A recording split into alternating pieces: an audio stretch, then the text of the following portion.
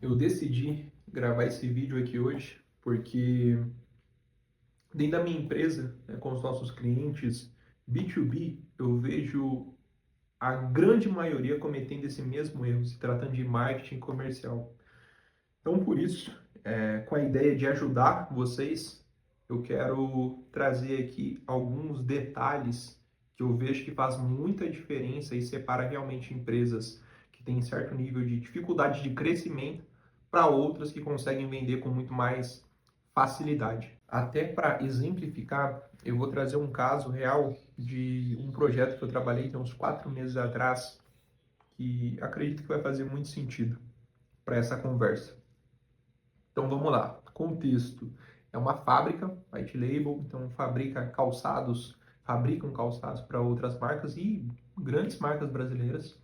E aí qual que foi a ideia do dono? Ele falou, cara, eu já estou fabricando aqui os calçados, estão de boa qualidade, por que que eu não monto minha própria linha de calçados? E essa foi a ideia. Então há 2 anos atrás, ele decidiu vir com a marca dele e, né, colocando cada pessoa na sua cadeira, pensou o seguinte, olha, não tenho muito tempo, né? Não tenho nem a equipe mesmo, o time já está todo voltado à fábrica. Então, fazer o seguinte: prospecção somente inbound, então vai ter essa geração de demanda através de tráfego pago. Nosso time comercial, cara, a gente só precisa ter uma pessoa ali que vai tirar pedido, porque vai estar chegando essa demanda através dos anúncios, do investimento que eu estou fazendo. E, como eu falei, basicamente ele só precisa tirar pedido, então não precisa ser um bom vendedor. Então, o que que ele fez? Colocou um familiar nessa cadeira, uma pessoa que não tinha experiência nenhuma com vendas, e falou, cara, você ficar aí, você vai ser responsável por isso. Do outro lado, geração de demanda, contratou uma agência e pagava em torno de R$ 2.000 para a agência lá, e a meta dele em 6 meses era faturar R$ 300.000. Por que que ele contratou essa agência até? Ah, porque é uma agência especialista nesse setor, né? Se posicionaram como especialista. E a gente falou, não, é super possível, a gente já conseguiu outros feitos aqui dentro com outras empresas, enfim, dá para chegar. Então, a ideia era o quê? Faturar R$ 300.000 em 6 meses e o investimento que eles falaram era em torno de R$ 3.000. Então, não vou nem considerar os 5.000, né, somando os dois, mas R$ 3.000. Pensa, cara, com R$ 3.000 para você faturar 300 mil em 6 meses para uma empresa nova, não vou dizer impossível, mas é muito improvável que isso aconteça. Porque se fosse tão fácil assim, todo mundo tá fazendo isso. Eu estava fazendo isso já. Já tinha montado dezenas de fábricas e investido tão pouco para isso. Ou, enfim, qualquer outro negócio. Então não é algo tão simples assim como venderam para ele. Mas na inocência, ele acreditou. E, obviamente, ele me procurou porque ele estava bem satisfeito com os resultados. E como que acontece nessa etapa, né? Aqui dentro da nossa empresa, tanto consultoria, assessoria, enfim, nós sempre trabalhamos com a frente de cliente oculto. Então a gente precisa ter uma análise 360 da empresa. Quando a gente não tem um CRM, que é o caso desse cliente, né? Então não tinha nenhum controle, nenhuma gestão sobre os atendimentos, sobre os contatos, a gente faz realmente esse cliente oculto. E é esse o ponto que eu quero trazer para vocês. Olha como existiam muitos gargalos invisíveis aqui dentro que o próprio empresário nem sabia que estava acontecendo, né?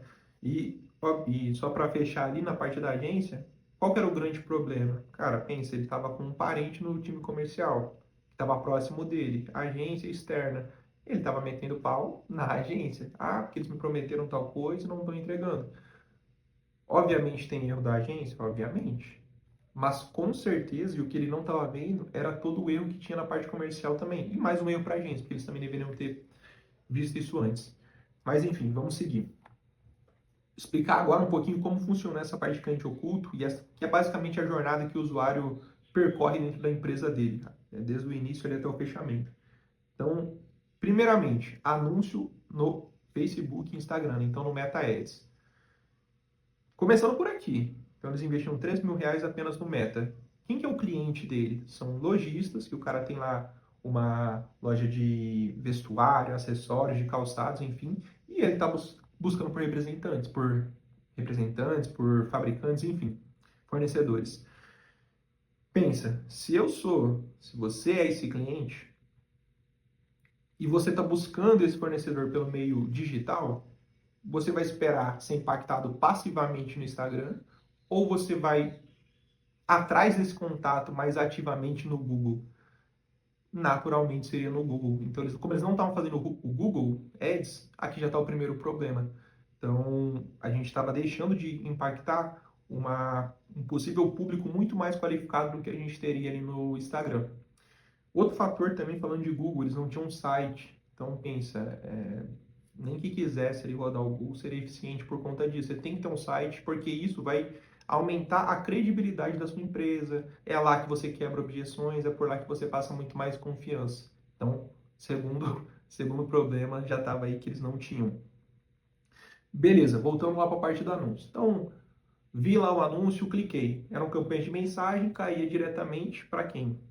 Para o comercial? Não, caía para uma secretária. Aí, a secretária, ela perguntava qual era o meu interesse, enfim, eu falava, olha, eu vi o anúncio X e eu tenho interesse em comprar. E o que ela fazia? Ela passava, ela enviava o número do vendedor para mim entrar em contato com ele. Então, olha o problemão que já está aqui. Se eu estou vendo um anúncio de venda, para que eu caio na secretária? Eu já deveria estar caindo para o time comercial. Então, a gente estava sobrecarregando a secretária desnecessariamente. Beleza, entrei em contato com o vendedor. O vendedor, logo de cara, me mandou textão, que ele basicamente copiava e colava, já deixava ali essas imagens, essas mensagens prontas e só enviava.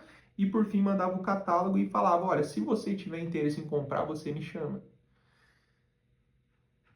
Outro problema. Primeiro, cara, textão demais logo de começo, isso afasta a pessoa. Então tenta ser mais objetivo, mais consultivo, né? Vem com perguntas mais abertas, entende o que eu estou precisando no momento. Enfim, não tinha nada disso. Só um outro fator, tá? Até o dono tinha falado que quando a atendente passa o número do vendedor e eu não entro em contato, o vendedor entraria em contato comigo posteriormente. Coisa que, sinceramente, eu duvido muito que isso acontecesse. Eles tinham uma quantidade de leads bem alta, se tratando ali do Meta, enfim, gerava muito lead desqualificado também. Então pensa, mensagem, bastante mensagem. Cara, esse cara não ia mandar mensagem para mim, muito difícil. Mas beleza. Como que funciona quando eu mando mensagem para o time comercial, né? Então eu vou lá, demonstro certo nível de interesse e eu simplesmente saio, porque eu quero ver se tem algum follow-up depois. Então eu finjo ali um interesse e dou aquela sumida e eu demoro ali uns 3 dias para ver se tem algum follow-up. Não teve nenhum follow-up pelo lado deles. Então no quarto dia fui, mandei mensagem de novo, falei que tinha interesse em comprar e perguntei sobre formas de pagamento. Falei, olha, aqui a gente só trabalha com Pix. Então vamos lá, cara, se eu não conheço a sua empresa e você fala que você só trabalha com Pix, né, você já não me passou confiança nenhuma em todo esse processo, fica muito difícil de eu comprar de você. E olha só um outro ponto interessante. Se você comprasse do representante, além do Pix, eles faziam por boleto também. E como eu falei que eu não queria fazer por Pix, o vendedor só encerrou ali e falou, então não pode te ajudar, enfim. E nem sequer passou meu contato para o representante. Então, olha, ele simplesmente não parece que está jogando contra a empresa, porque poderia ter vendido para o representante caso repassasse o meu contato, mas não, ele simplesmente falou que dessa forma, por outra forma, além do Pix, eles não trabalhavam. Então, olha só a seção de erros que tem aqui. E é esse realmente o ponto que eu quero trazer. Hoje, empresas que vendem bem, não são empresas que têm, às vezes, um marketing muito bom, um comercial muito bom, mas sim trabalham muito bem essa linha entre o meio desses dois polos, que basicamente tem presta uma boa usabilidade para o seu cliente, ele facilita com que o cliente compre da empresa e não cause, não crie tanto atrito como é esse caso que eu mostrei para vocês. Então, o que eu quero trazer aqui para fechar? Como um trabalho de casa, faz esse cliente oculto dentro da sua empresa. Eu falo isso porque sempre que a gente apresenta isso para os nossos clientes, cara, quase todas as vezes eles se surpreendem com o quão ruim está o processo de marketing comercial deles e eles nem sabiam.